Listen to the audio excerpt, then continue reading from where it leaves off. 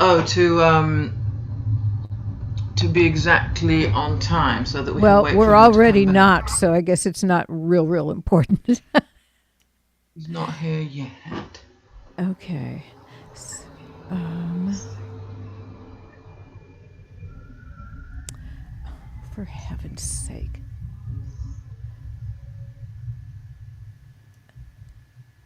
People.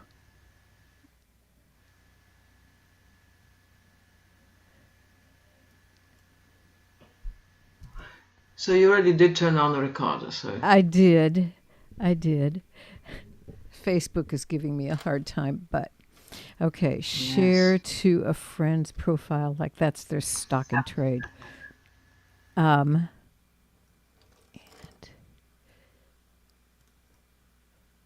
there you are. Okay, it is shared on your profile, and in a minute it will be shared on DC's.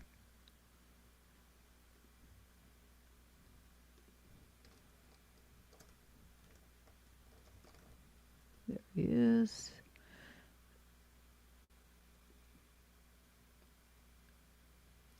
Okay, do the rest when I have a minute. All right. Hi, Phil. Hi, Lynette. Okay, and turning on the recording. Welcome to Any Sunday Songwriters. We have Ants Fujinaga here today from San Francisco. Is that correct? Is that where you are? Yes. Okay. And yeah, beautiful city. Oh, well, there we go. Welcome to Any Sunday Songwriters. We have Ants Fujinaga, who is in San Francisco. And in a moment, I hope we'll have DC Bloom back. He's in San Antonio. I'm the odd man out. I'm not in San anything. I'm in Austin. So I met Ants on the Open Mic America show, and she did some wonderful stuff, and I'm really excited to have her here. And DC, whenever he gets here, he's having some difficulties with his computer and the Zoom arrangement. But when he gets here, he's in San Antonio, and he used to be in Austin, and we miss him greatly. But hopefully he will be back at some point here. And in the meantime, we're going to sing a little bit to kind of welcome him in. And Ant's going to kick it off. Yes. Hello. So, I thought I would start with a song about the phenomenon of being late. It's called I May Be Some Time, which is a quote from Captain Lawrence Oates. Some of you may have heard of him. He was very, very late. So here we go.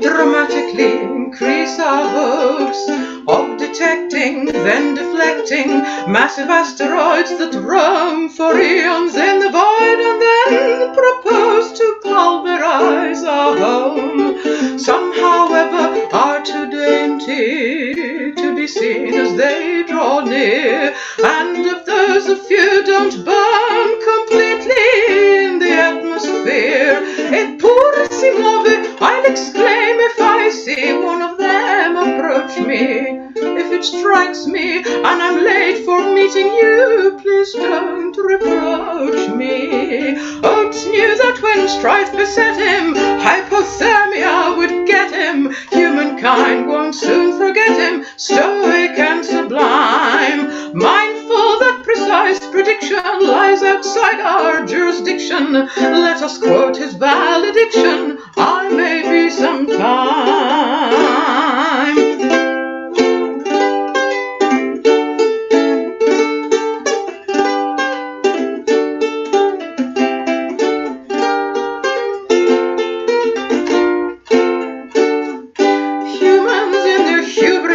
be sanctimoniously strict with scheduling despite all the parameters they can't predict. The real world thumbs its nose at such unrealistic stringencies and blithely generates concatenations of contingencies.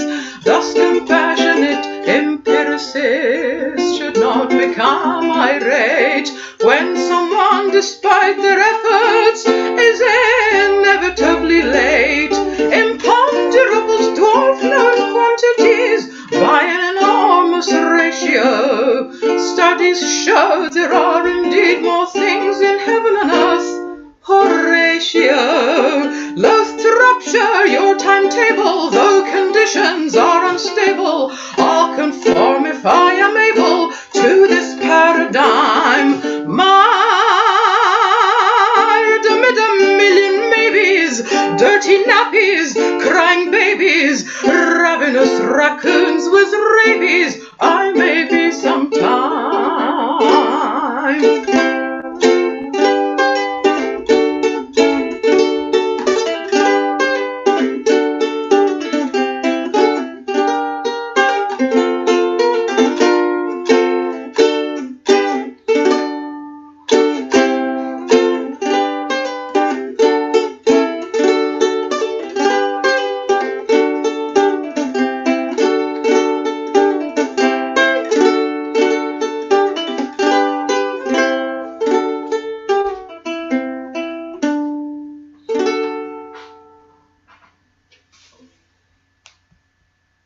Thank you. I'll mute myself now. Wonderful. I may be some time too. Okay, so we are currently streaming on Facebook, on my profile, and Ant's and DC's, and hopefully he's having some luck. And I believe he'll be back. This is actually about that sort of thing, about expecting the best even though you don't have any rational reason for doing it.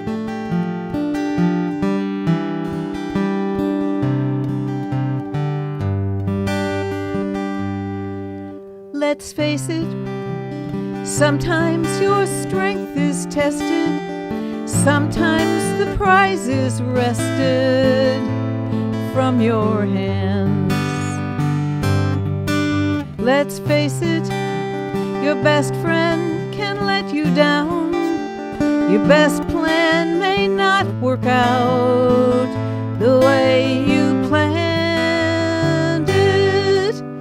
Even in a time of sorrow, tomorrow can still be sweet if you believe love can win over evil.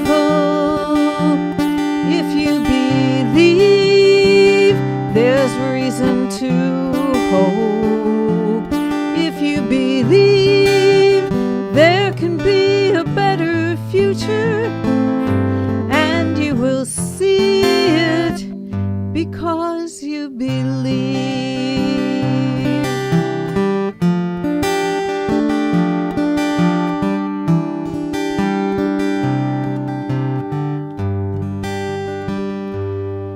Let's face it, sometimes the news is bad, sometimes the movie's sad when it's ended.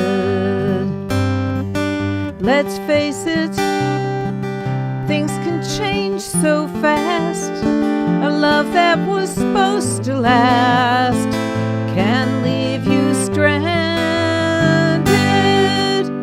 Even in a time of darkness, the light is never asleep.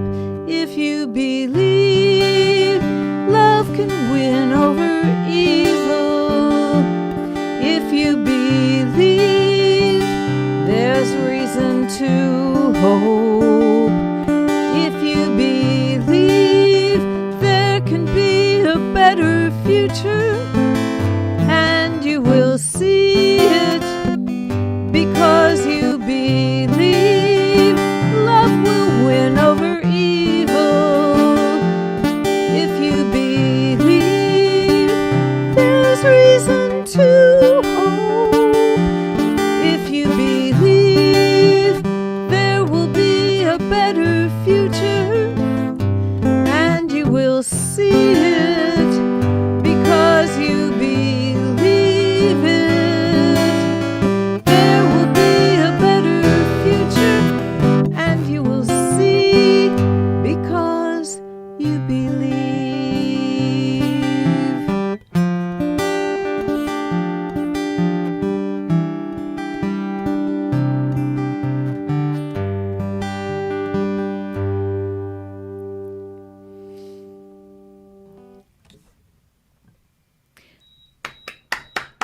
you. Is somebody's alarm going off? I can't really tell where that's coming from. Maybe it's coming from Zoom. Well, there's still no DC. I'm disappointed to report. Let me check and see if he sent me any messages. Not there. Oops.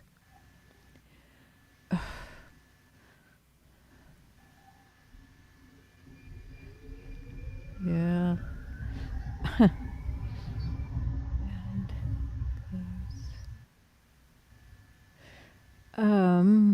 No message.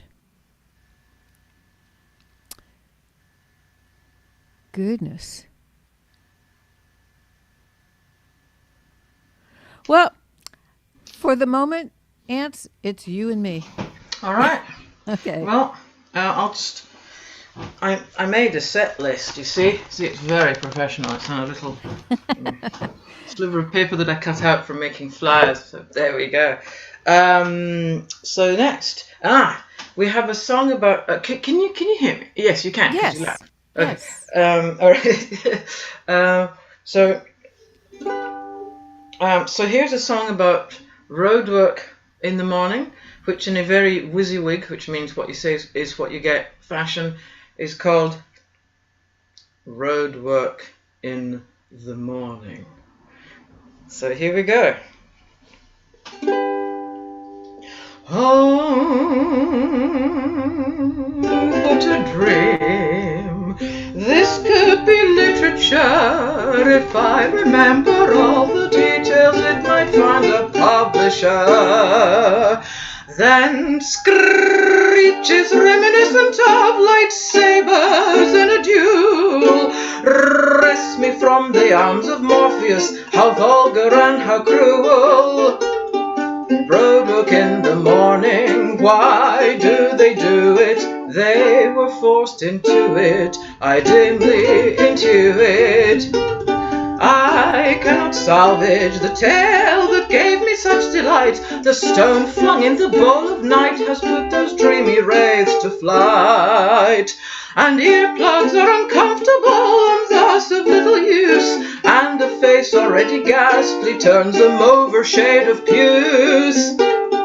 Roadwork in the morning, why do they do it? They were forced into it, I dimly intuit.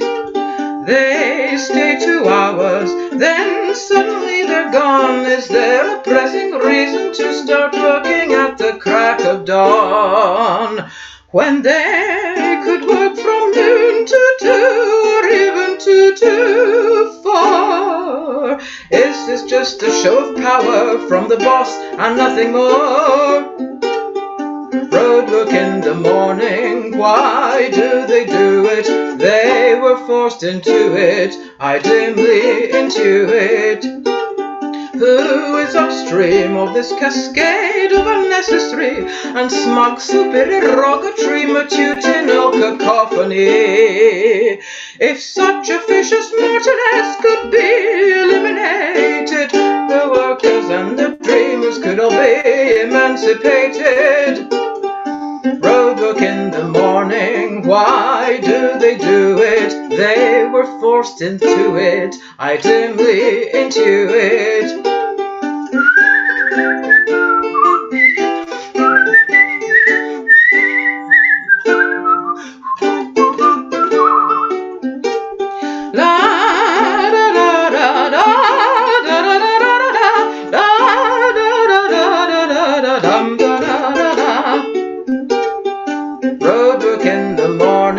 Why do they do it? They were forced into it, I dimly intuit.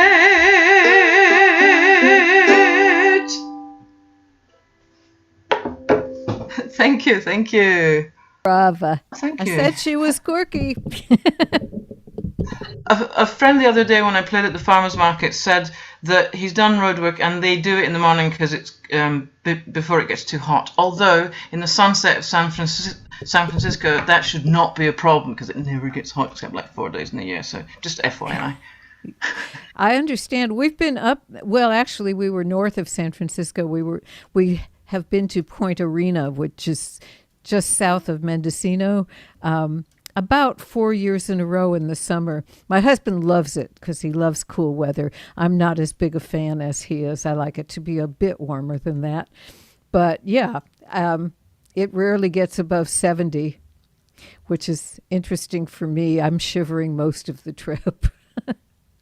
So I'm going to do one here on my keyboard because I don't get that opportunity just real often unless there's a piano already there. This one weighs about what I do, and I can get it off the floor, but moving it around is a problem.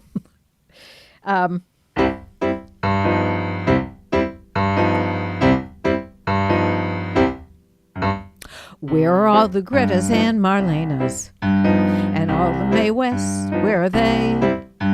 No one tells the boys, come up and see me sometime. That's all out of style nowadays. But I still long for old-time steamy romance and satin gowns and stockings with seams and men that wear trench coats and fedora hats. I wish they'd bring that all back. 'Cause I want to be a femme fatale. I want to be a vamp. I want to whistle like Bacall and have 'em all eating from my hand. They put me on a pedestal, competing for my glance. I want to be a femme fatale. I want to be a vamp.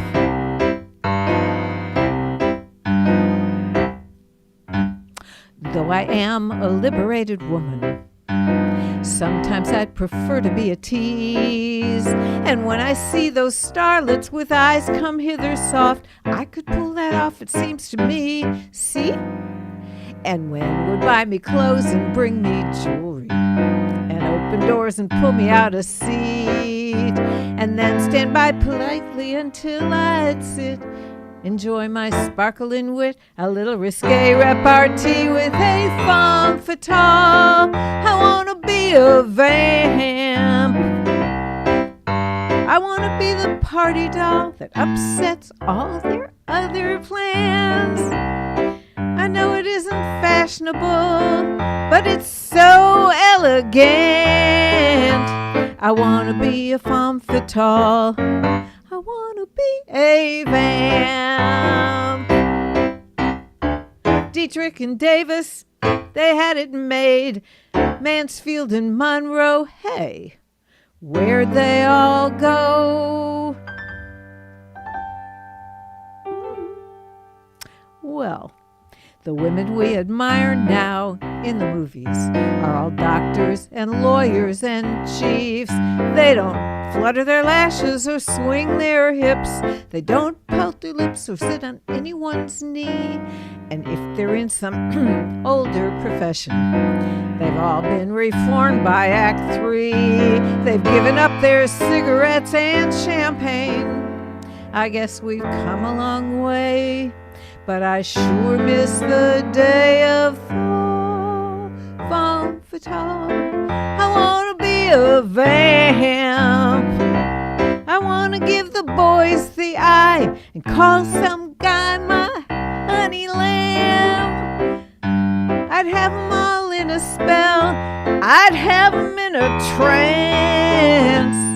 If I was a femme fatale, I would be sensational. I want to be a vamp.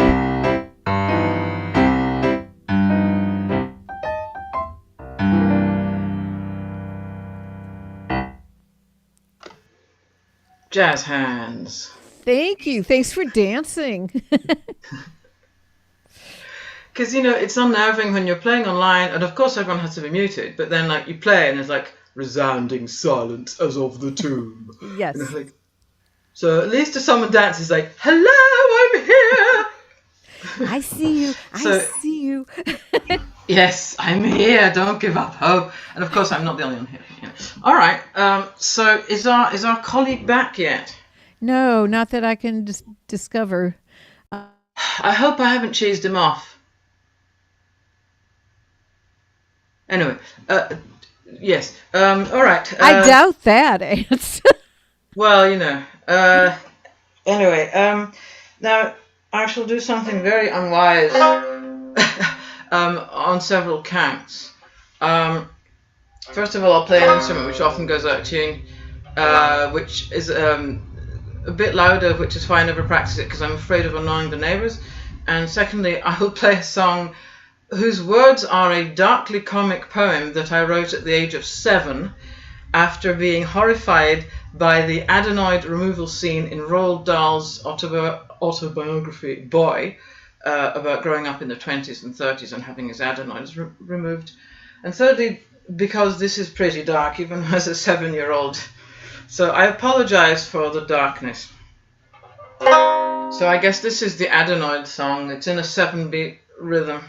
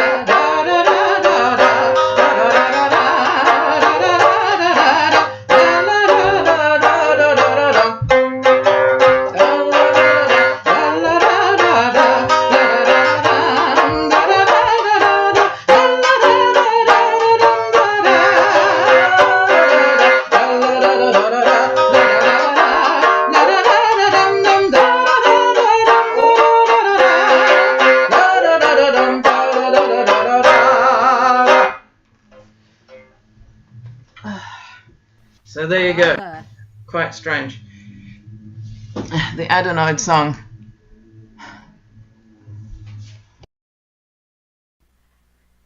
So far, I have all my original equipment, but I realize that could change.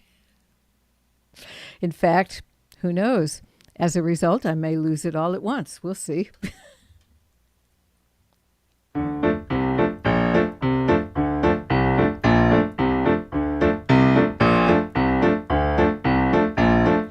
I will not be going without a struggle. No one will have to say, don't go gently to that good night. I'll be kicking and screaming and hanging on to the door jams, protesting all the way that I'm not done with this life. I want to see peace. I want to see joy. I want to hear the truth above the noise. I want to see justice with my own eyes. And then I'll be ready and I'll say goodbye. Maybe.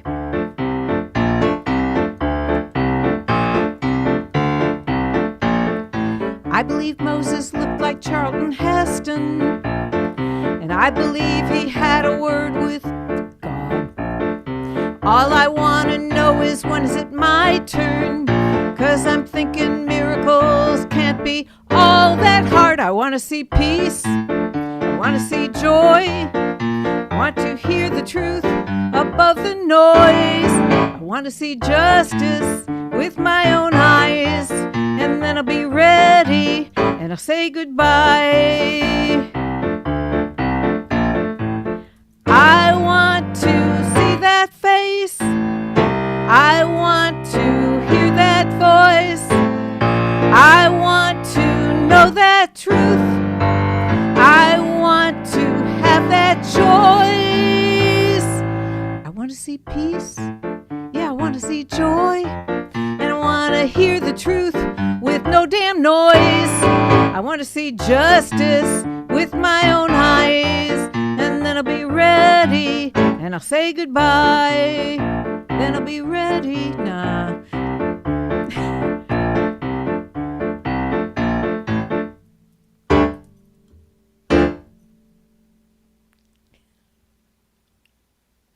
Thank you.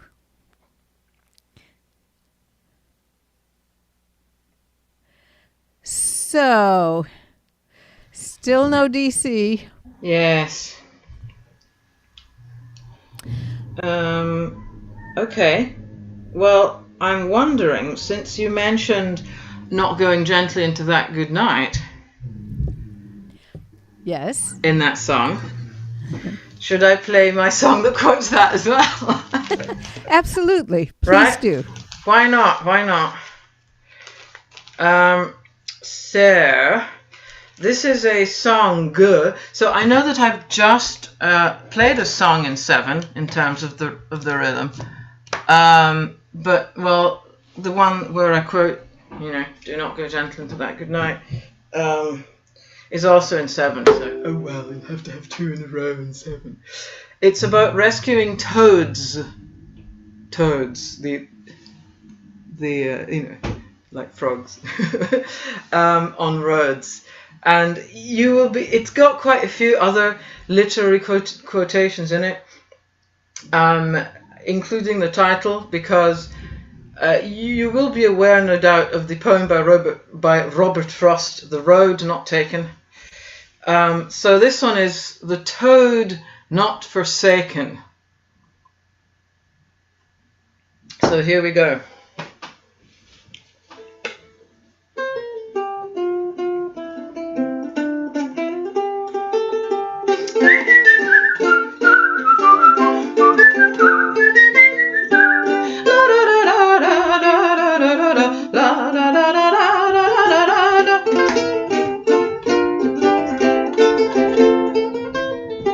Sometimes on our travels we may come across a toad in a state of torpor, crouching helpless on the road. In my case this precipitates the merciful decision to rescue the amphibian from vehicular collision. I see where it was heading and assist its journey there, and point its face away from the macadam thoroughfare, so that when waking it might choose to take the road less travelled by. But I have promises to keep, and sadly I must say goodbye. So with hope and apprehension in my heart, in the manner of Andromache, with many backward glances I depart.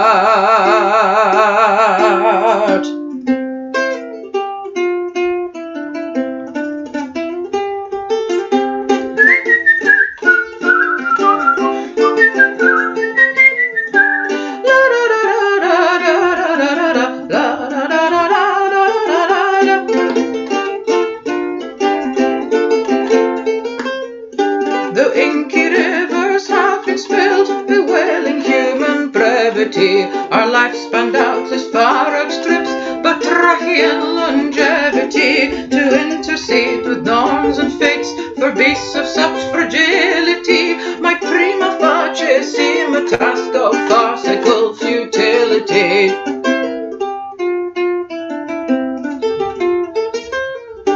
To help the first is what I always choose. If life is short, then it would be a tragedy to lose a single moment which perchance might bring some unforeseen delight.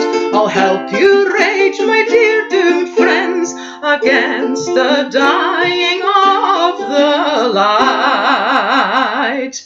And you're probably all dead now anyway. Still, I'm very glad that my assistants let you live to toad another day.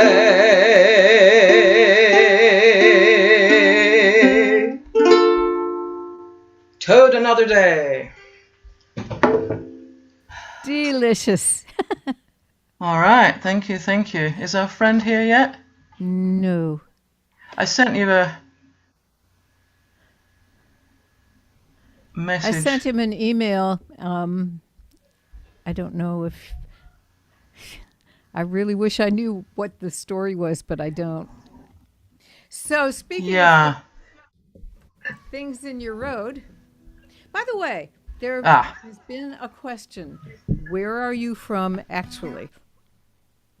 Oh, I wrote it in. I wrote it in the chat. I'm half Scots and half Italian. Scots father, Italian mother, and I was born and raised in Florence, in Italy.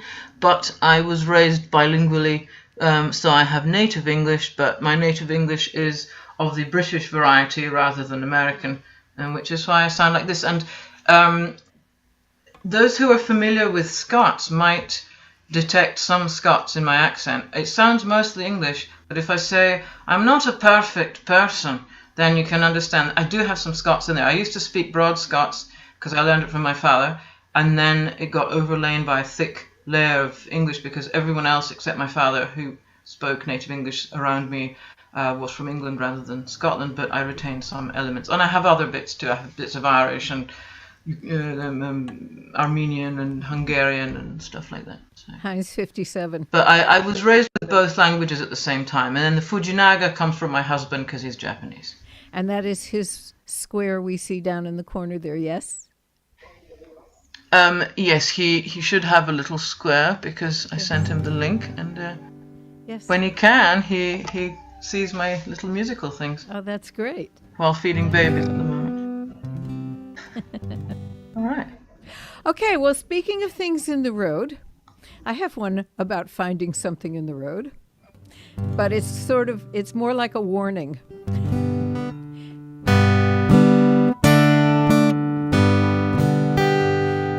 If there's a wall in your road, climb on over. If there's a mountain in your road, dig on through.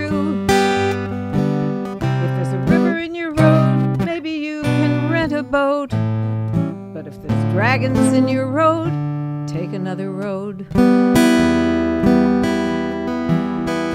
'Cause you can't reason with a dragon, you can't argue with a dragon, you can't convince a dragon with kindness, 'cause he won't hear you speaking, he can't hear your argument, he's just a little hungry and mindless. And if your friends are looking for you, they will find less. If a car's in your road, help push it. If a cow's in your road, go around. Wait, I've forgotten. Go around. Instrumental version.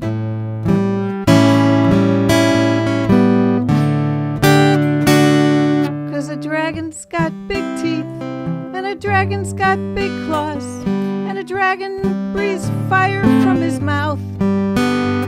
So if you see off to the north a plume of yellow smoke, you might want to give some thought to going south.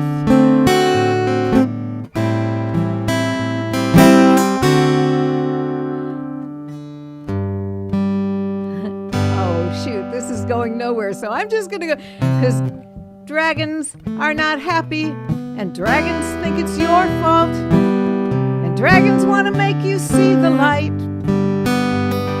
Now I'm a fan of sharing, and I'm a fan of caring, but you do not want to see through dragons' eyes, because in that case you are probably inside. So the walls in your road, climb on over. If a mountain's in your road, dig on through. If a river's in your road, maybe you can learn to float. But if a dragon's in your road, find another road. If a dragon's in your road, find another road. Thank you. I particularly like that one. Obviously, I thought you might. Right? I write things like that. Most of my songs are like that. Although, they seem to be merely comical, but then they have depth as well, Then they have teeth and claws. Yes, exactly. Unless they get declawed. All right. Well, I don't know. All right, fine. Well, we're going to basically improvise. So I think what I'll do, since we just talked about declawed or defanged, kind of. Yes, we did. It was mentioned. How about this? I'm going to play a song that mentions defanging. It's a song for my husband. I'm impressed that you have one. Well, it's got defanged in it, so no, it's not bad. I'm actually nice, and it's called. So we're both very weird and socially awkward and stuff like that. But and we usually, we dread official holidays like Christmas and New Year and all that, because we don't have any relatives here, and I don't have many relatives anyway. My parents are both dead, and so, and even if they were, they're all on different continents, and generally speaking, people don't invite us because they all have their families, and so they don't want like an outsider. So we dread holidays. But the most horrifying one used to be Valentine's Day, until we found each other, you see, and so now we don't have to fear. So it was defanged. So this is about two weirdos finding each other against all odds and defeating there's tomato in my water. Oh God! Defeating. Now it's on my dress. Defeating the most fearsome of all holidays. So this is. Oh dear. This is a very niche Valentine, and I'll have some trouble playing it because I broke a fingernail, but oh well. So here we go, a very niche Valentine.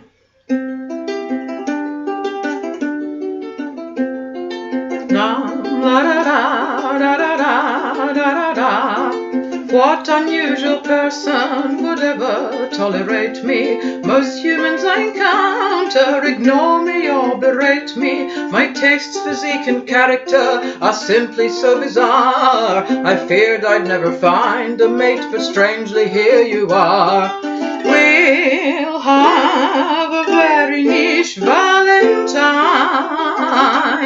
with no one here to judge us. We share idiosyncrasies the mainstream won't begrudge us. This realm of weirdness is yours and mine.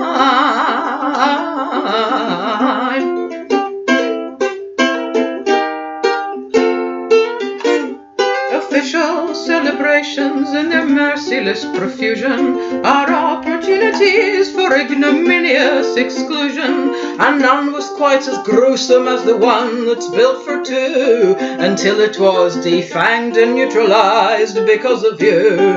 We'll have a very niche Valentine, with no one here to judge us. We share idiosyncrasies the mainstream won't begrudge us.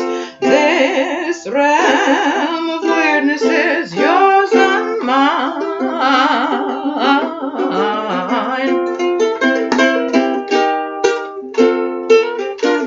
Some people go to festivals for heavy metal knitting, or practice extreme ironing, chess boxing or dump spitting. If such peculiar pastimes can gain wide appreciation, we nerds need not resign ourselves to splendid isolation. We'll have a very niche Valentine, with no one here to judge us. We share idiosyncrasies the mainstream won't begrudge us. This realm of weirdness is yours and mine.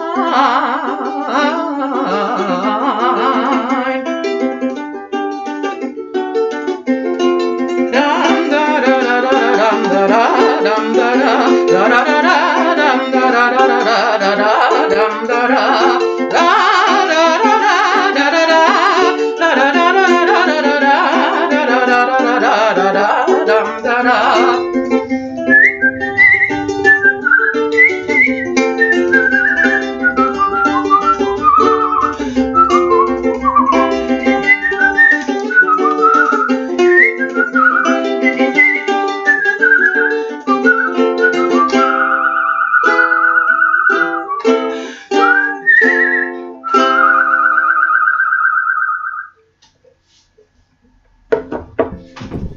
Lovely. Thank you very much. Yeah. David Thompson, who is watching this from Facebook, said to tell you you were wonderful. Amazing. Oh, thank you, David Thompson. Sorry? I think the word he actually used was amazing. I'd have to go back and look. But oh, well, thank you very much. One of those wonderful things that you love hearing. Thank you. I mean, my songs and I are very, very niche. So hardly anyone is going to like me or my songs. So if you are one of those very, very, very, very few people who do, then please have a look at my YouTube and all that stuff, and share and with like-minded friends, because there are only going to be like maybe 40 people in the entire world, maybe on a general 28, I don't know, who are going to like my songs. So please share with anyone that might like them, so they can find their niche. 39 others. Most of whom are here, by the way. There you go. Yeah. So I have spent this week doing songs about planting trees that I wrote, or other ecological items that I wrote for a friend of mine who is very passionate about climate change and what to do about it. And it's been an adventure, and the whole week I've been singing about it. And I did a show yesterday where I taught 2 of the songs to all and sundry, anybody who encounters that video, which I could have done with more enthusiasm, but I live in the allergy capital of the known universe. And so I've been dealing with swollen, teary, itchy eyes all week, and I'm not as enthusiastic about trees as I might have been on some other week. But this is one of the songs. I wrote him a slew of songs, and this is one of my favorite ones out of all that collection.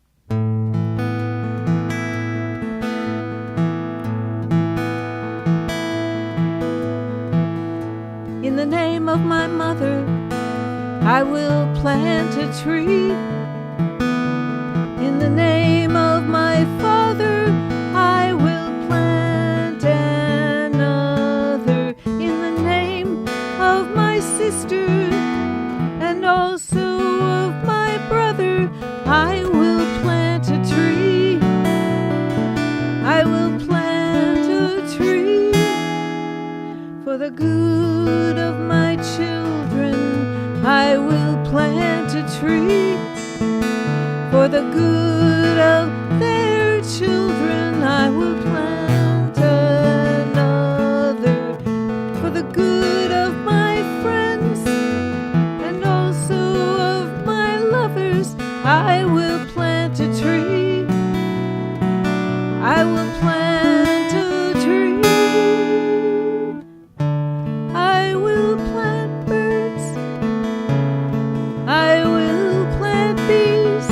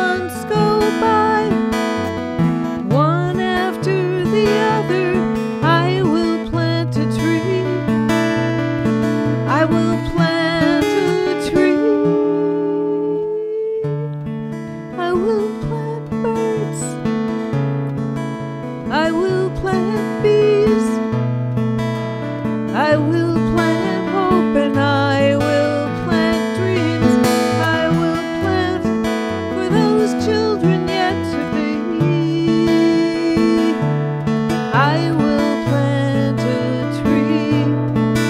I will plant a tree.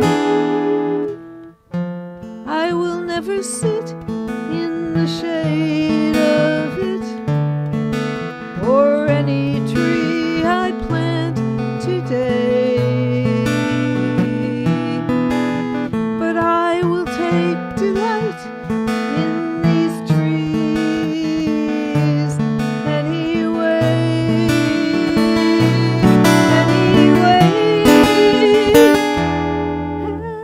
And I will plant birds. I will plant bees. I will plant hope, and I will plant dreams. I will plant for all those children yet to be. I will plant a tree. I will plant a tree. I will plant a tree.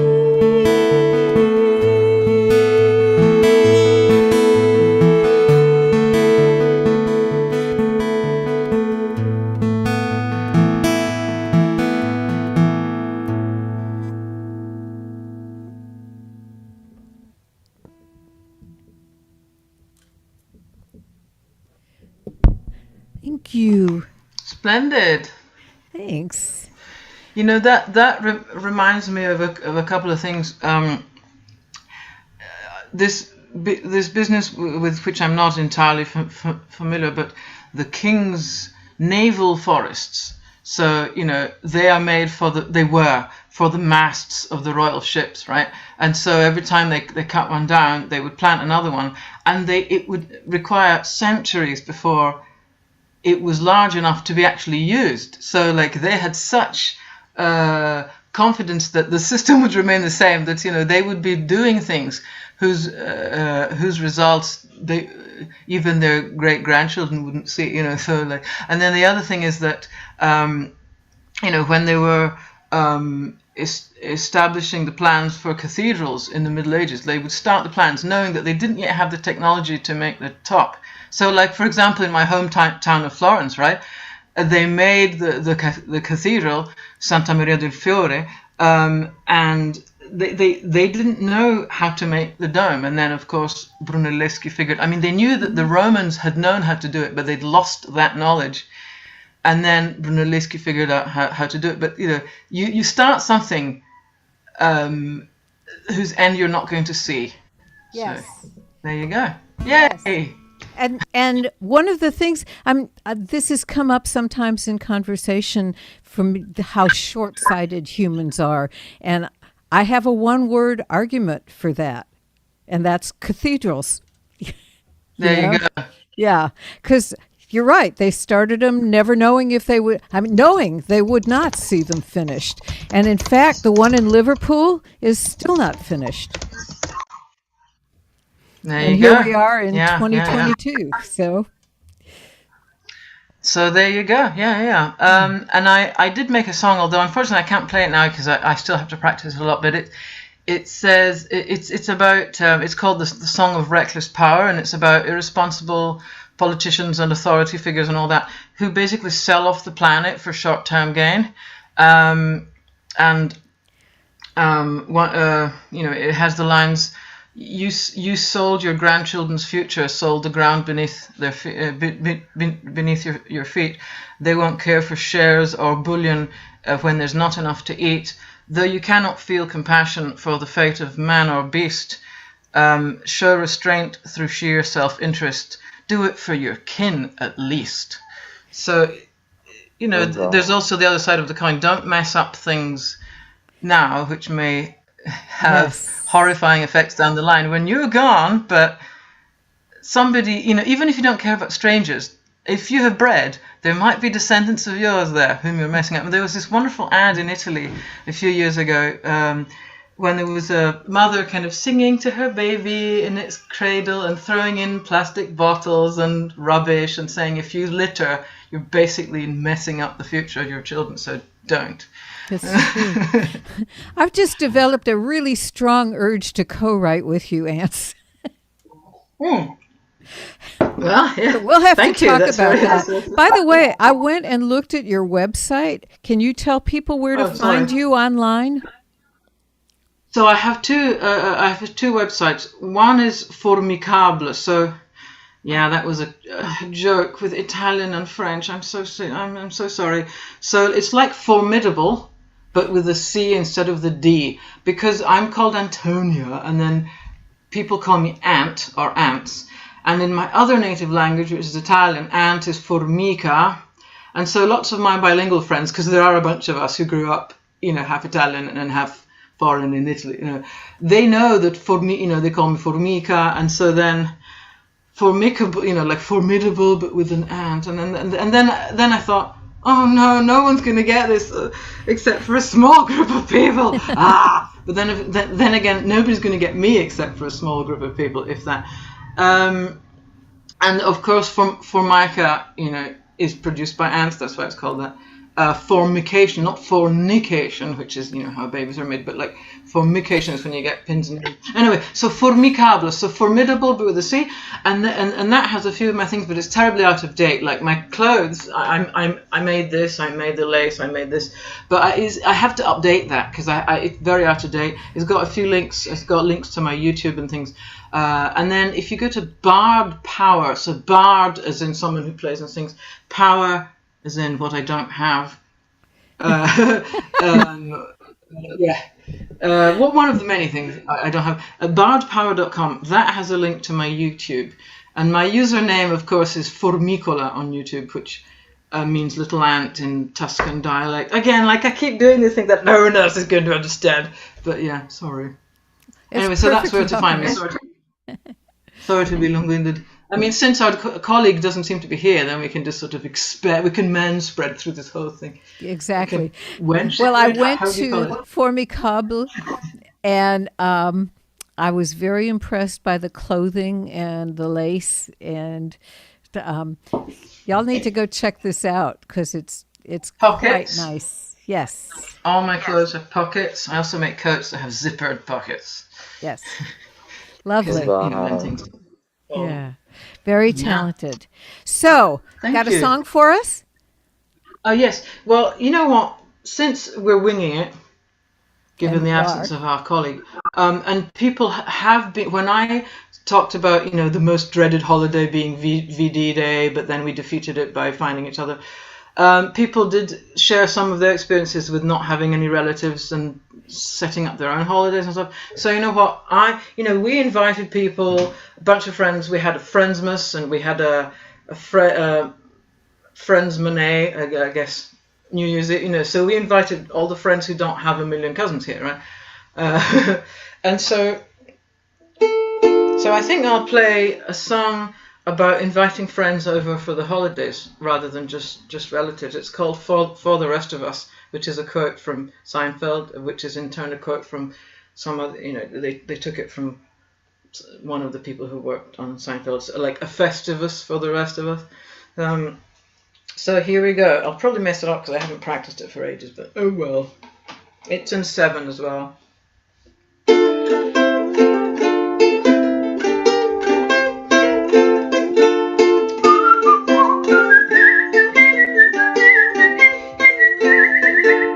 'Tis the season to delight in warm, convivial, festive cheer, when the lucky share their hearths with relatives from far and near. If you're basking in the presence of beloved kith and kin, spare a thought for all your friends left on the outside looking in.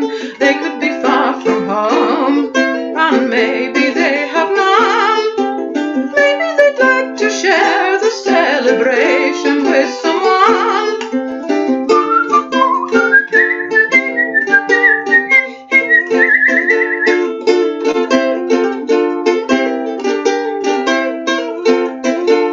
Though perhaps you can't imagine ever being left alone, time and chance may rob you of the comforts that you've always known. Sic transit gloria mundi, Josha sui pantare.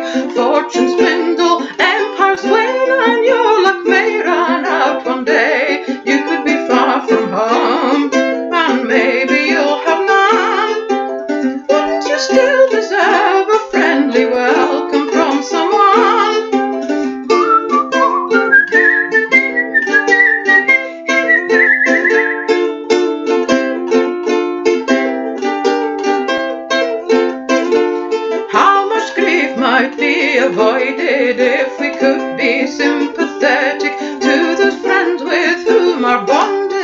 neither carnal nor genetic. If compassion were the fashion, we'd no longer have to fear that one day we'll be deprived of warm, convivial, festive cheer. We could be far from home, and maybe we'll have none. What a relief to share a cup of kindness with someone.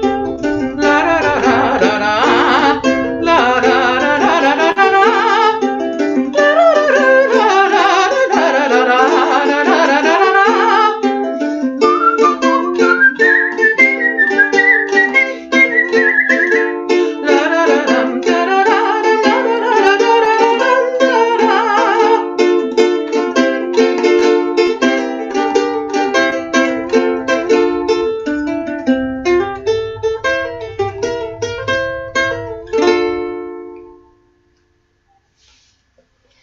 So there you go, for the rest of us. Invite friends, not just relatives. Maybe they don't have anyone here. Think of them too, just because you have all your family, right? Yes. There we go. Absolutely. Friendsgiving, Hogma Friends, Friends Valley, Hanu Friends, any.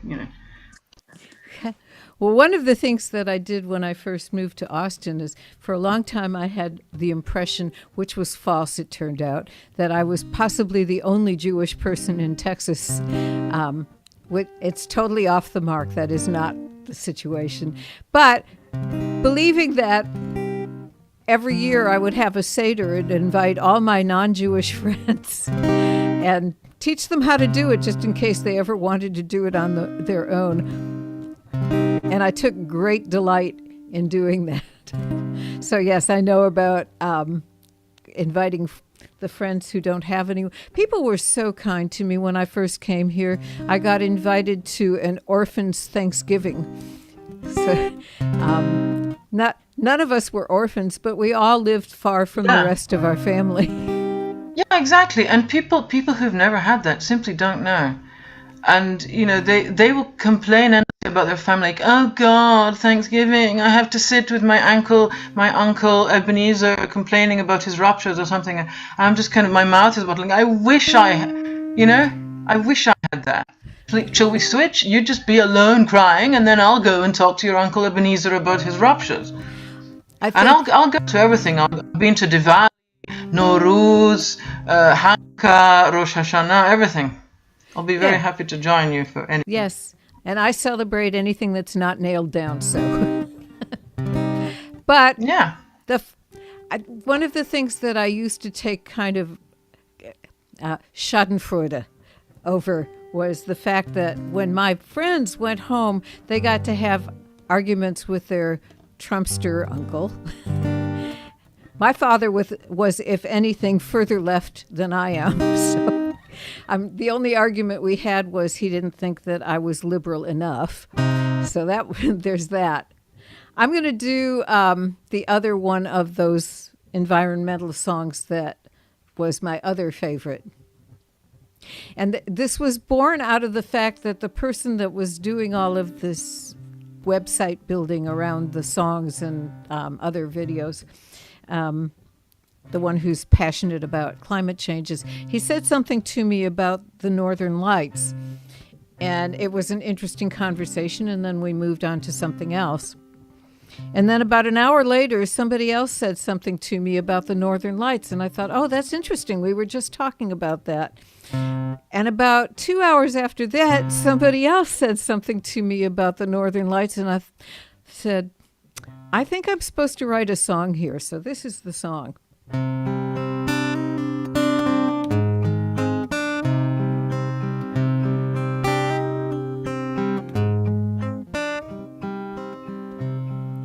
Magnetic fields fight their way across the skies and show us brilliant colors, the Northern Lights, and we are all reminded the beauty we have here, how fortunate we are to have protective atmosphere.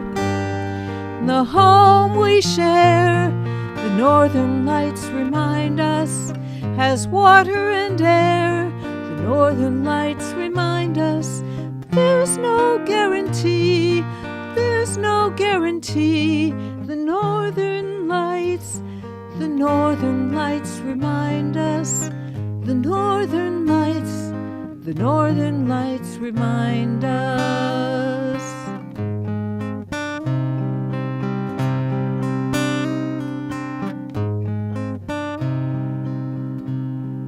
Celestial looms weave the darkness into lights that dance above the planet to dazzle human eyes, and we are all reminded of vast eternity. How fortunate we are, however briefly, just to be in the home we share.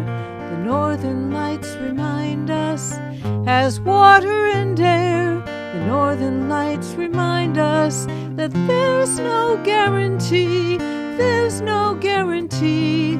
The northern lights remind us. The northern lights remind us. It's a beautiful and deadly universe, and everything that we hold dear depends on our next choice. For though we send our rockets up to land on planet Mars, or lie back on the hillside to admire the stars, the northern lights remind us, with their shimmering towers, how fortunate we are to have this earth of ours. And the home we share, as northern lights remind us, has water and air. Northern lights remind us that there's no guarantee. There's no guarantee. The northern lights remind us. The northern lights remind us. The northern lights remind us.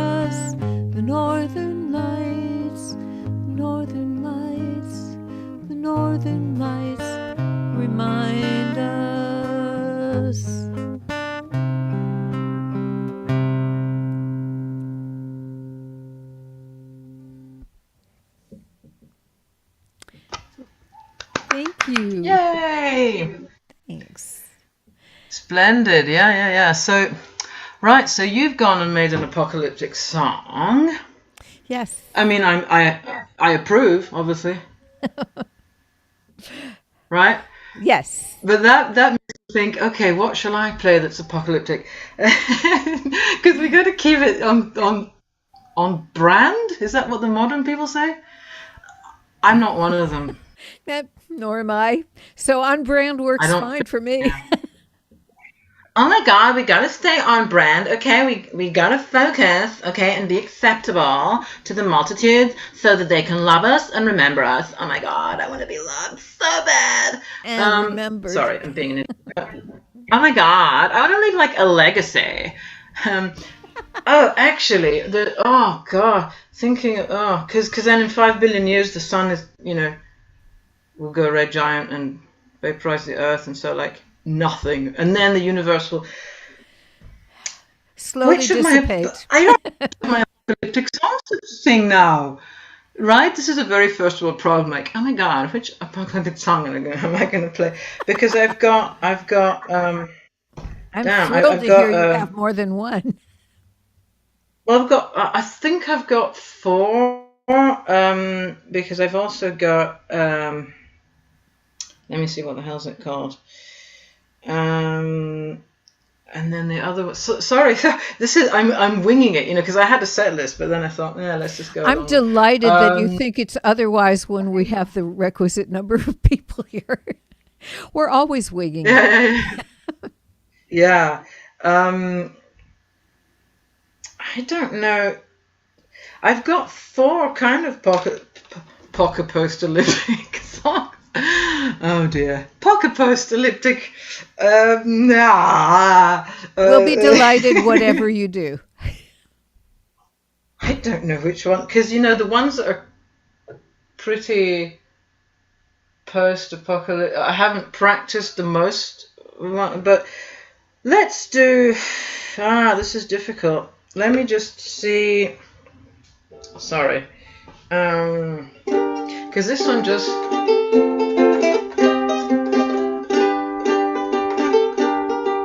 I'm practicing. Whatever, I'll try and play, this one mentions the sun going red giant. Am I still, okay, I'm still unmuted. Or maybe, but that's not necessarily a good thing given what I'm going to right now. Can I just hear the silence? All right. Well, this is called Safe as Houses, which is a, right, it's a phrase, it actually comes from the fact that but my grandmother's house was taken from us with everything in it very suddenly. So anyway, I'll probably mess it up because I haven't played it for ages, but oh well.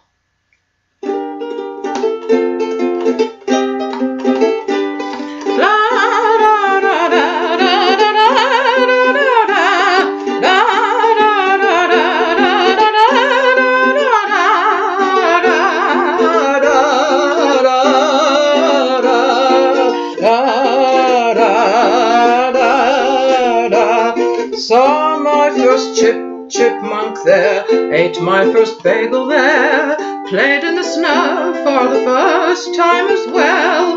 That realm of warmth and affection held wonders and comfort that still keep me under their spell. I know exactly how that carpet feels between my toes. I know where each book belongs and where the sewing basket goes. I know the pattern on each plate and spoon and fork and knife. Scenes from a refuge that I thought was a home for life. And in my mind's eye I can see it all, as if I could go back there whenever I chose.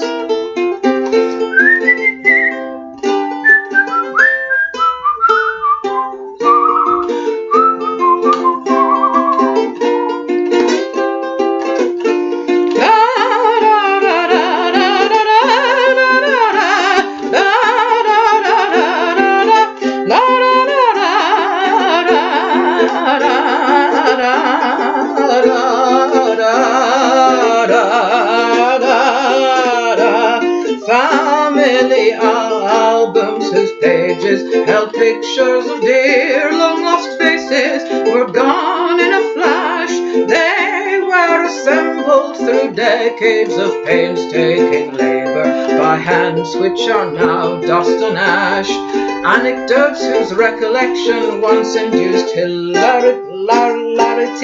are now recognizable to no one left alive but me. Very little which pertains to tangible reality still bears witness to that world which only lives in memory. But in my mind's eye I can see it all, as if I could go back there whenever I chose. La da da da, la da dum da da da da da da da da da.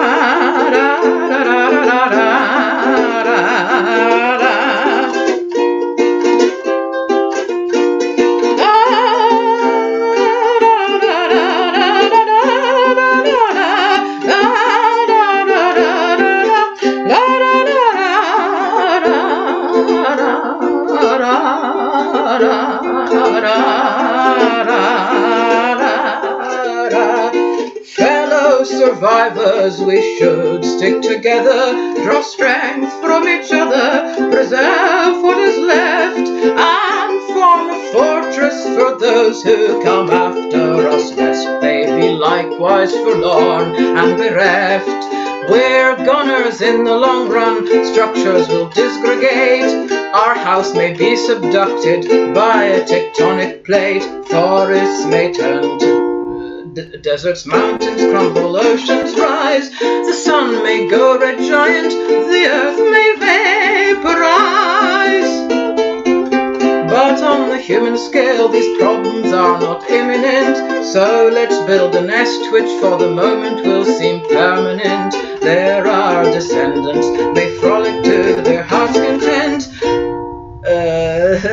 never to wonder where their cherished memories went. And when we're gone I hope they'll gather in the old beloved place which they won't have to lose. They'll raise a glass to us and thank their lucky stars they can go back there whenever they choose.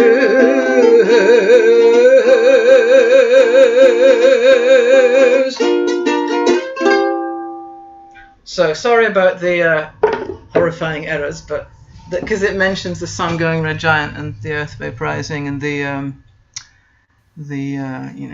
Yes. jazz. Actually, I just finished recently a book of, like scientifically written about what might happen in the future and the future of the universe. And since it appears to be expanding and expanding, as they say in that Monty Python song, and expanding, that eventually, long after everything that we know of life is past and done, that the universe will continue to expand and dissipate. Yeah. And he was imagining being present while that was happening. And it was, in some ways, it was pretty funny. And in some ways, it was terrifying. But I don't think we have to worry about it anytime soon. Although if we do, we don't have any say in the matter. Somebody mentioned wanting another shamisen song, and I have a shamisen song about exactly what you're talking about. Oh, good. Except I haven't played it for ages, but it's called Everything Must Go, an optimistic song of cosmic annihilation. And so the astronomers tell us that there are at least two possible scenarios, although, they could be wrong, there could be more, we don't know, but at least they're trying to find. One is the one you say, the heat death of the universe. Everything just keeps expanding and dissipates. But the other is if gravity just even narrowly outstrips the sort of the distance between things, if there's even a little bit of pull left over, then eventually, once the impetus of the Big Bang has petered out, right, things may eventually collapse on themselves in a big crunch and produce another Big Bang. But in either sense, we're probably goners. We're screwed. But I would have to practice the bejesus out of this song just to see if I can play it. But I can just quickly see if I can remember it, because it might be fun since people have requested. Yes. And then we're talking about the end of all things. We're so optimistic. Just stuff. Leave us alone in a room and we'll just immediately talk about the destruction of everything. Yes. How wholesome. That's a natural progression if you leave us alone in a room. Exactly. Okay, well, I'm going to take it in a slightly different direction, and we'll come back and reprise the end of the universe. This is for everybody here, including yourself, Ants, and everybody I've ever known that I invited to a Seder in Austin, Texas, or anywhere else.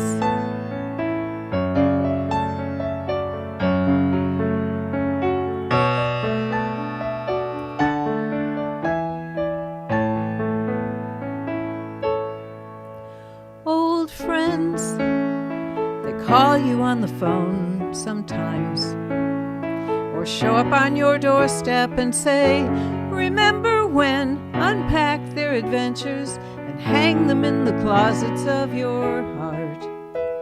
Old friends, they write their letters years too late.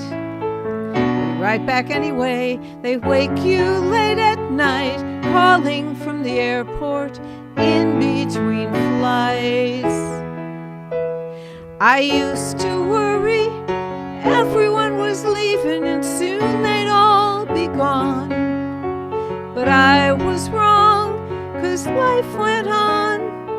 Sooner or later they all came home. Old friends, no one could measure or compare the treasure of these memories we share.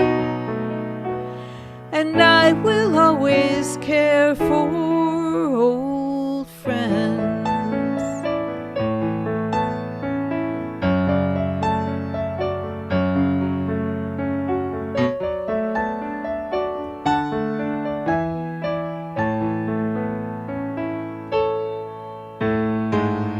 I used to worry everyone was leaving and soon I'd be alone. But I was wrong, 'cause life goes on. Sooner or later we all come home. Old friends, all our paths will cross again, like multicolored ribbons enlaced through time and space. And there will always be a place for old friends. Ooh.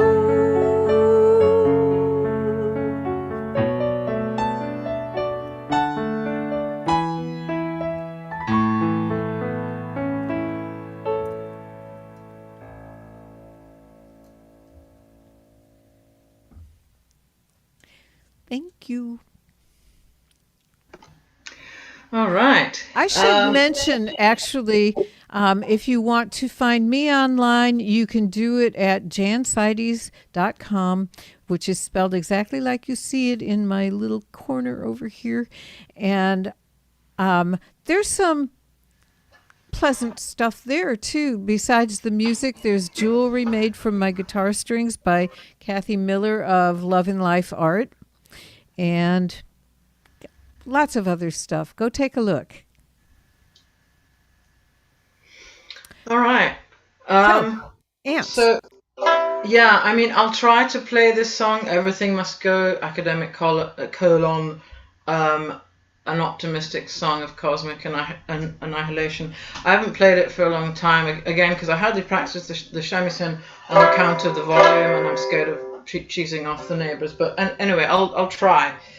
I've forgotten some of the lyrics. I have them written down, but I'd have to look them. So, okay.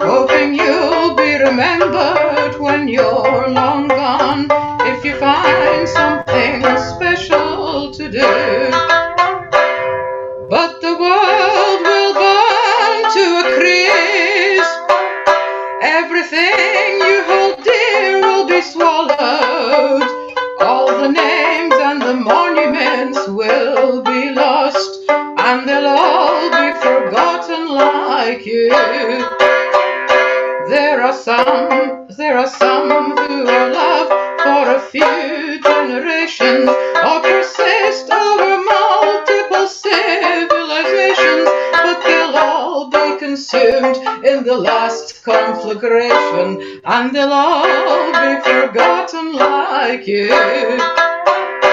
Since your friends won't last very long, and the critics are food for the vermin, of the time you have left to make a work of art, even though nobody will know.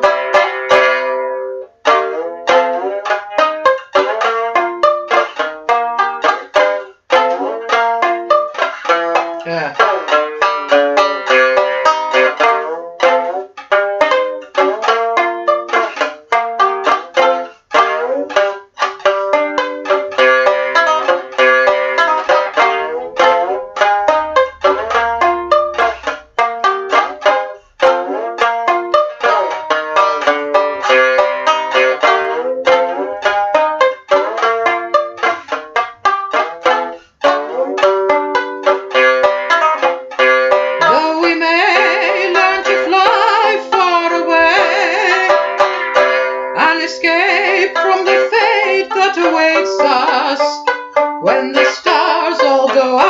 everything will end in the dark and silence and cold. And if things rush together again, there may still be another beginning. And if new life arises the next time round, they may have the same problem of old.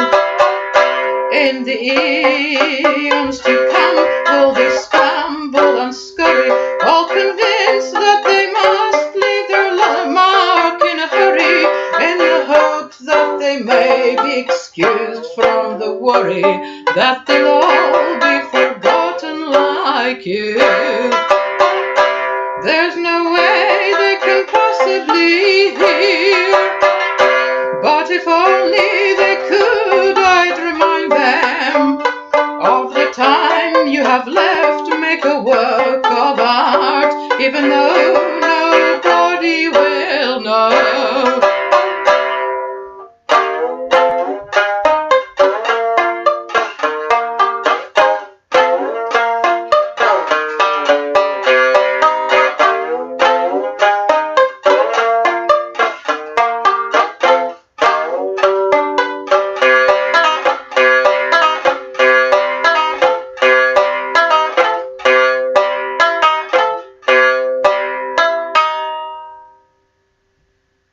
That was the heat death bit at the end.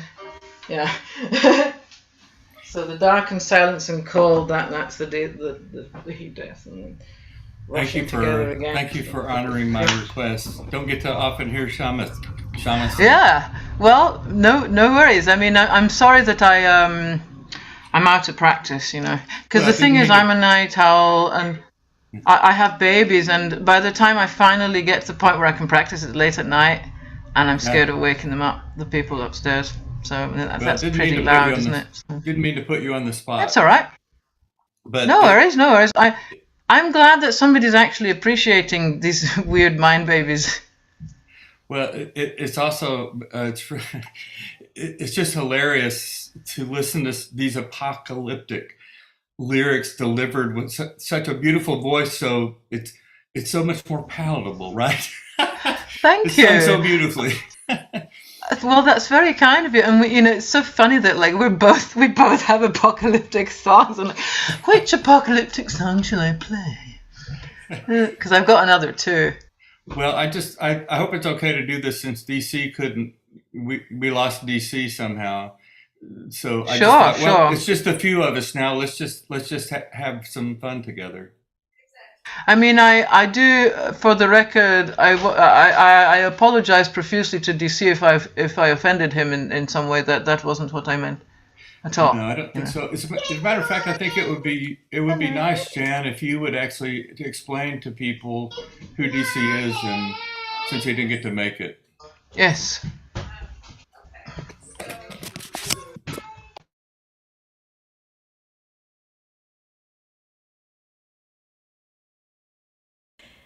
There. Now, here's what I know about DC. He was at one point a speechwriter for the FBI, including the head of the FBI. He just said something about this morning. A speechwriter for William. Hello.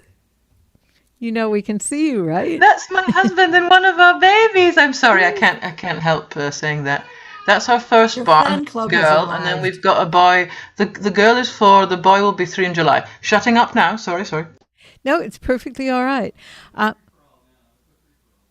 Yes. What is your name, darling? You're muted, so I can't hear the answer. Chisai, if you unmute, then she can say, "Oh, both of them are there. Oh, you get to see our bedroom. It's quite good. unglamorous. Okay. It's got Yes. plastic drawers with objects." Hi. Tell me your name. What's your name, darling? Midori. Midori. And your brother's name? What's his name? Gnocchi. Gnocchi. Yes. That one's a little bit more difficult to make out. It has something to do with the fist in the mouth. Gnocchi. Gnocchi? Gnocchi. He's Well, called Helen- he's called Naoki, but Naoki. he ends up getting called gnocchi like the dumplings. Ah. Oh. Yeah. And hey, why not? How old did you say that they were? The girl is 4 and a bit, Midori, and then Naoki, the younger one, the boy, is he will be 3 in July. Yeah, Hello. well, he might as well be Gnocchi because you're only 3 once, you know? Good morning, Mama. Hello, these are my little sprouts. These are my small fry. Yeah, these are my little sproglets. Aye, aye. Sorry, this Well, is we're very fond of littles around here. this is degenerated into a descendant display fest. Perfectly all right. Children are welcome. So, about DC. Hello. DC was at one point a speechwriter for the head of the FBI, and he wrote something about that today because it seems that person was on the slide dating Naomi Judd, and he only found out about that by accident, and he said it was the only time I ever thought of him as being cool. But he was here in Austin for a good long time, and he's a wonderful songwriter. And at one point he had a stroke, which was debilitating, of course, but he came back from it and was still performing on stage and still writing and getting songwriting groups together and, just being your average wonderful artist. And then he had another one. And the net result of that is that he's living in a retirement facility in San Antonio now. Because when the income stops coming in, then changes happen. So that's who he is, and you'll have to take my word for it. He's a fabulous songwriter, and I was really looking forward to having this show go as planned, but it seems it's not going to. And I'm trying to get in touch with him, but I'm not sure exactly what happened, but at one point his feed just shut down and it never came back. So if we ever work out the kinks that allowed this to happen, I'll have him back on at some point. In the meantime, I guess I'll do one from my most recent project, which of course can be found on my website. The whole thing about leaving a legacy. The album is called Unsung, and these songs are Bible stories that one didn't get to hear. And in Western culture, whether you're religious or not, the Bible has affected the way that things are interpreted.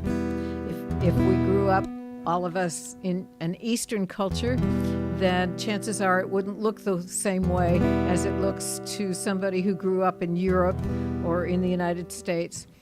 And the reason I know that to be true was because at one point somebody said, you need to get your daughter, who was 3 at the time, a book of Bible stories.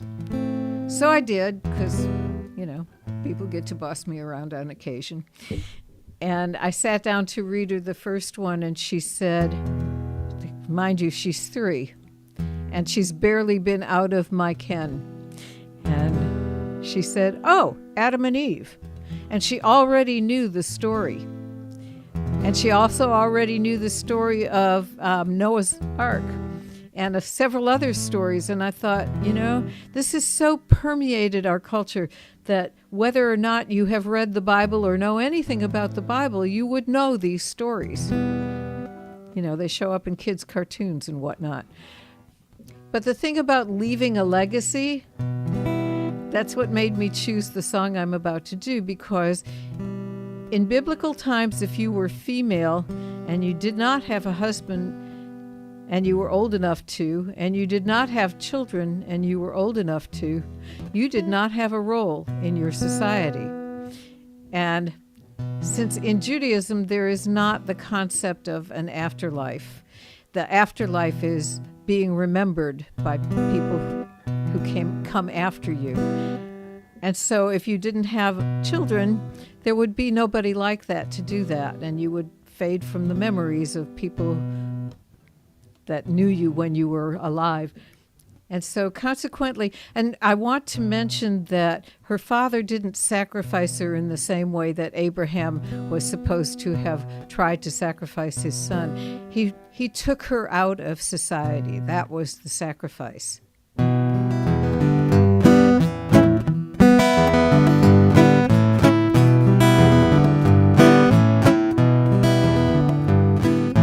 Jephthah was my father, soldier and commander.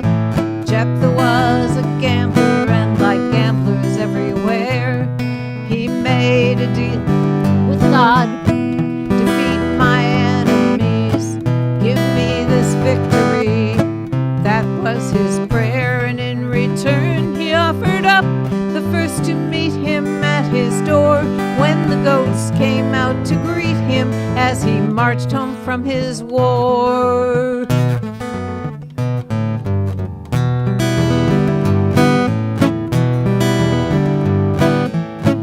I am his daughter, his only daughter, no sisters and no brothers.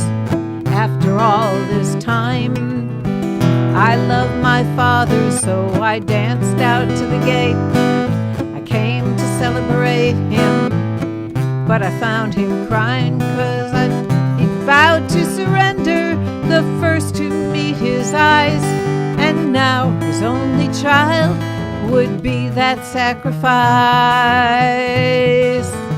And I would have no name, 'cause I'd have no life, 'cause I'd never be a mother, I'd be no man's wife, and I'd have no heirs, and he would have the same, but more important, I'd have no name.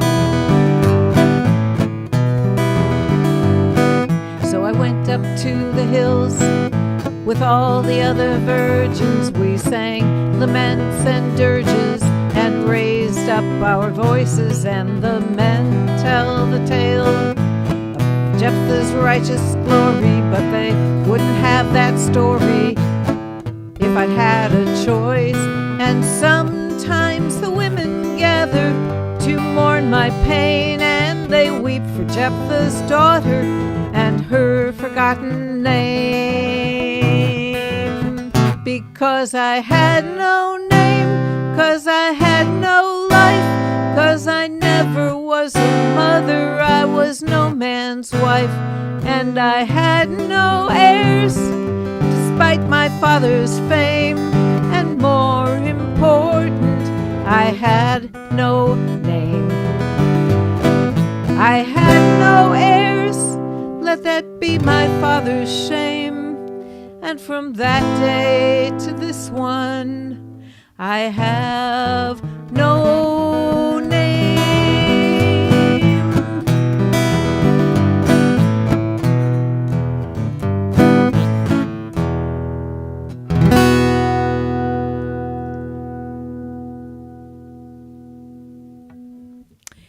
Thank you. Right, yeah, very, very lovely song, very poignant. I know that story. I thought he actually did her in, but I can't. I guess it's not described, or what? I hope No, he didn't. It isn't. But he accomplished the purpose. She was a non-person. Oh God! But the irony is that now she's remembered. Well, now she is. But I have sort of an inflated sense of responsibility, so I took these jobs on. Yeah.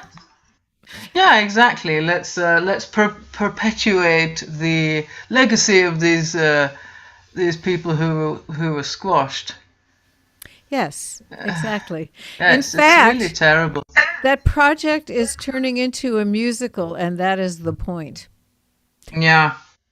Oh dear. Because when Well, the Me so Too movement started, it occurred to me about the middle, like when the third person came forward against Harvey Weinstein, that this is a problem that's older than any of us. This is Harvey Weinstein didn't make this shit up, you know. People have been behaving like this toward women as probably since the beginning of time, except for the few more enlightened cultures where women had power. So that's where we need to get to. yeah. Well, anyway, in terms of music now, we're at a crossroads. Like, should I do apocalyptic ones or legacy ones? I mean, given that my babies just crashed the party, maybe I should go the legacy route and sing about babies. Sure. So, I do make songs for them. And, if we have time at the end, I can sing more apocalyptic songs. But for now, okay, let's take a baby detour. So I make songs for them, and I'm very flattered by the fact that not only can they sing in tune, but they sing along to my songs, and they make requests, and they will even sing my songs independently when they're playing by themselves. And so this is one of the songs I made for them. It is a comic sea shanty about feeding toddlers. And it's called Sprogs Be Voracious, where Sprogs is kind of British slang for babies or children. So, sorry, if I drink, it helps me to sing, I suppose. So here we go.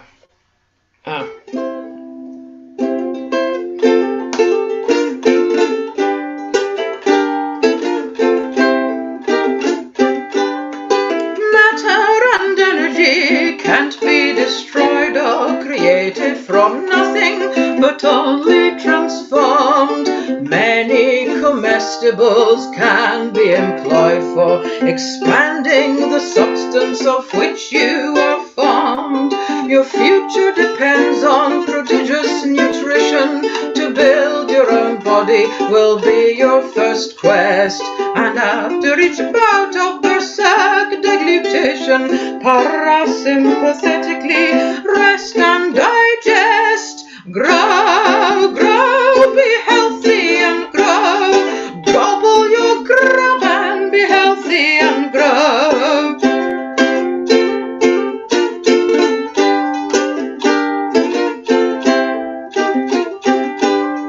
Half a leak, half a leak inwards. You are what you eat, so propel your grub grinwards.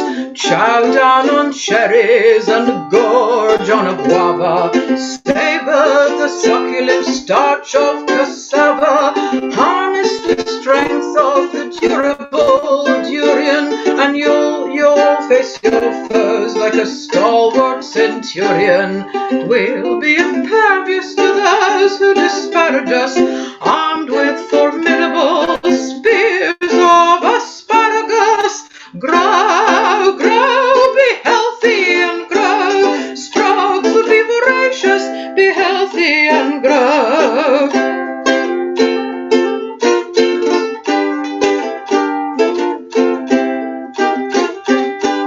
The Romans, like most human civilizations, produced mounds of cumbersome cognitive guano, but sometimes had sensible realizations, and one was mens sana in corpore sano. We hope you grow up to be bookish and clever. Your brain is a physical organ, however, and now that it's growing, it needs to be fed. The dormouse was right about feeding your head. Grow, grow, be healthy and grow. Gobble your grub and be healthy and grow. Grow, grow, be healthy and grow. Sprogs be voracious, be healthy and grow. So there you go. Sprogs be voracious. They repeat this one a lot. They say, "Mommy, can you play the healthy and grow song?" Wonderful. Um, I'm going to do another one from my project that does not have to do with children, although I could probably come up with one of those at some point, but we don't have that much time left, so it'll have to be next time. So there was a point when I realized that these songs were all angry or sad or solemn, and we needed some light. And so I went looking for something humorous in the Bible. And I'll save you the trouble. There is not a whole lot of humor in the Bible. So I decided that was going to be my job, that I had to find a character and bring the humor myself. And this is my favorite one of those. Dear Mama, you ask if I am enjoying my place as Solomon's latest wife. Yeah, it's got its moments. What can I say? It's a life. Right now, I'm his darling, and I'm calling that a plus. Though the other wives say his attentions will fade when a new face inspires his lust. That's why there's so many of us. No, Mom, he doesn't sing like his father did. At least not when he's with me. But he's built a beautiful temple, Mama, and he writes decent poetry. Oh, he's a glorious king to be sure, and masterful in the boudoir. And you might think that's all he is good for, but really, he's pretty smart. Just last week, 2 women quarreled about a baby they both claimed. See, there are children in this. When he offered to cut the child in 2, we all thought he'd gone insane. But it sure got that knot untangled, so if he doesn't sing like his father did, he's still all right with us, 'cause he's built a beautiful temple, Mama, and his poetry makes us blush. Well, Mom, I gotta go now.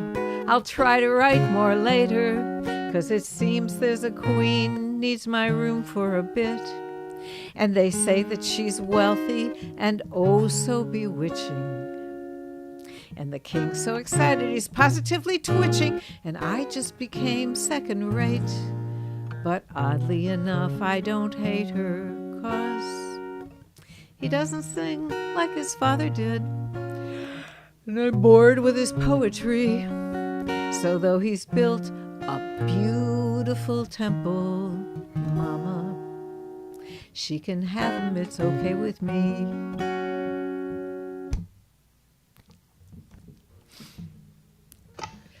Yay, brilliant. Yay. Thank you. Yeah, of course I like it when people write comic songs that have depth as well. So, Oh, thank you for the depth Right. part. no, I mean, it's true because it's a very real, right? The fact of being cast aside and the fact of, I just became second rate in an instant. It has deep stuff in it. It has very, very, very, very old and very deep and very scary stuff in it. Even though it's jaunty, that's one of the things that one does, makes jaunty songs about scary stuff. Yes, So there we because go. then you can No, laugh I don't- instead of Yeah. freak out. Yeah. So now I'm wondering what I should play. Well, we are on our last round, I believe. Okay. So choose accordingly. Yeah. Okay, well, in that case, you know what? I guess I'll do a short one, which is another favorite of my babies, just because it's a favorite of my babies. It's in 7 as well, and it's the Night Owl song, so it's reasonably short. All right, they ask for it frequently.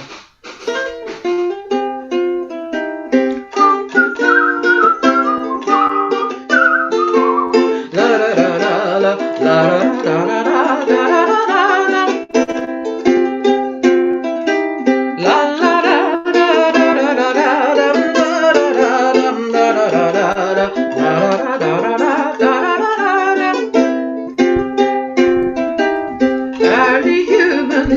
a fire to keep the predators at bay. If it fizzled out at night, they might not last another day. Hence our variation in circadian proclivities. That's why some of us avoid matutinal activities. In the dark and quiet hours when menaces abound, we descendants of the night guard keep you safe and sound. We don't rise at bird o'clock, don't grumble, grouse and gripe. We're not lazy, we just have a different chronotype. La la la la la la la la dum da da da dum da da da da da la da da da da da da da. La la la la la la la la dum da da da dum da da da da da la da da da da da da da. As geneticists explore the roots of this variety, we know better than to charge night owls with impropriety. Variation helps the whole group. We all have something to give. Make the most of this resource and graciously live and let live. In the dark and quiet hours when menaces abound, we descendants of the night guard keep you safe and sound. We don't rise at bird o'clock, don't grumble, grouse and gripe. We're not lazy, we just have a different chronotype. La la la la la la la la dum da da da dum da da da da da da da da da da da. La la la la la la la dum da da da dum da da da da da da da da da da.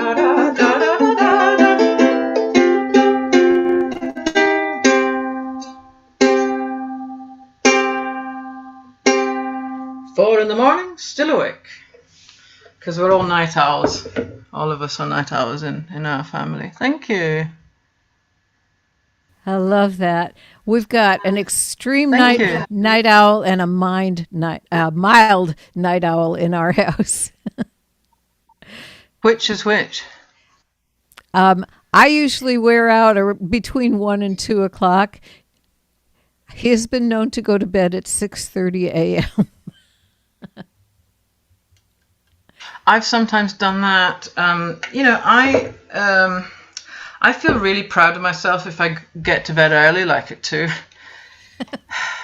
If I go to bed at 2, I think like, yay, look at me, I'm almost a nun. Look, everyone, how virtuous I am.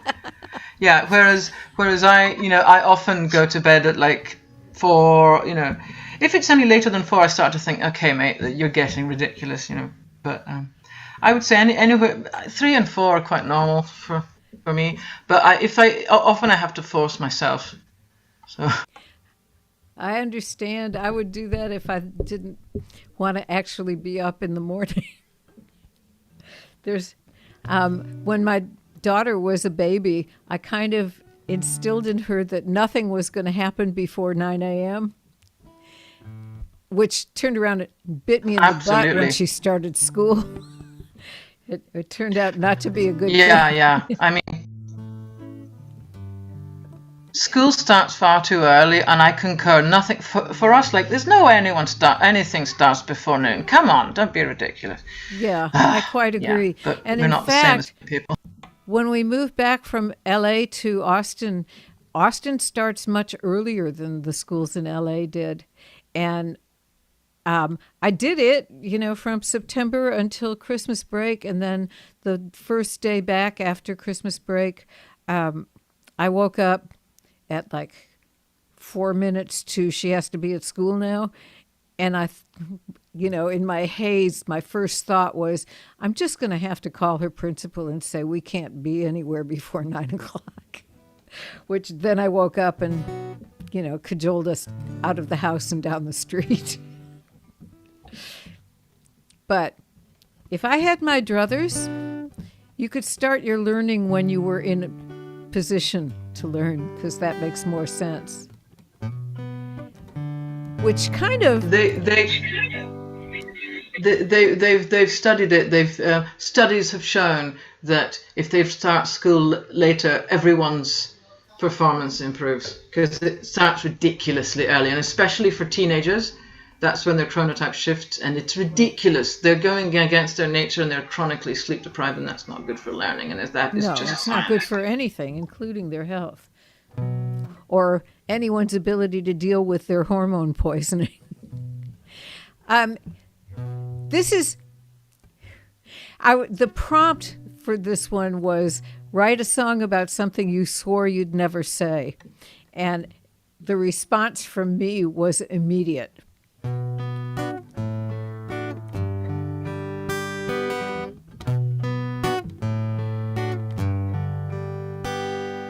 My mother lives in my mouth.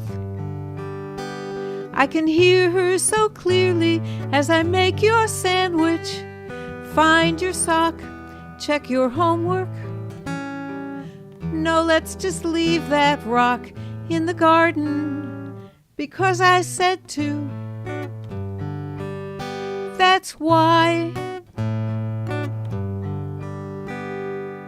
My mother hides in my head and looks out my eyes as I watch from the window as you run to the bus stop, ponytail bouncing, hurrying up down the front walk because I said to. That's why. My mother's fingers tap my shoulder. How is she getting so much older so quickly? She asks me.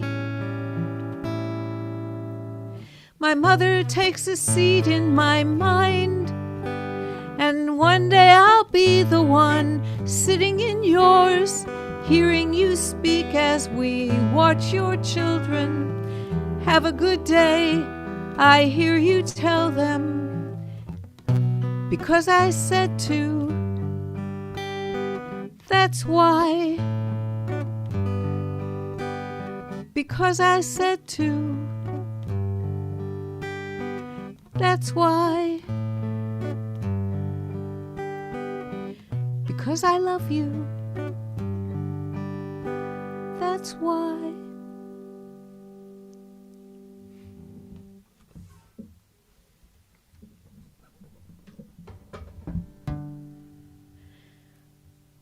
So, I want to thank everybody for being here. Ants, you are delightful, and I knew you would be. I couldn't wait to present you. Thank you very much. Thank you very much. So, let's see. You can find Ants at Bard Mama? Is that it? Sorry. Bard, so if you go to bardpower.com, link to my YouTube. My YouTube is the one that has a few of my songs, although I will upload more of them when I can. I usually make subtitles on them, and that takes time. So, but if you go to bardpower.com, or you can go to Formicable, like formidable, but with a C for the ant, .com. We're so modern. We have all these. Yes. We can, actually, a lot of things have gotten easier. For example, I was thrilled when I found out you could call the library and they would look things up for you. And now you don't even have to call the library. Wow. And it doesn't matter when the library is closed. You can look them up yourself. Yeah. Anytime. In your pajamas. So there you go. Yeah. So, in some ways I like this better. And I have to say that the pandemic would have been a catastrophe much more than it was if it hadn't been for the internet, because it allowed me to do shows like this, for one thing. So Yeah. thanks to everybody for coming. If we can all uncloak to say goodbye. And for those of you who are not Star Trek fans, hi, Janet. Janet's in Renana, which is a little north of Tel Aviv. And Philippa, that was here just a little bit ago, she is in Jerusalem. Hi, But Janet. this, Hello. Hi, Andy. How you doing? I'm good.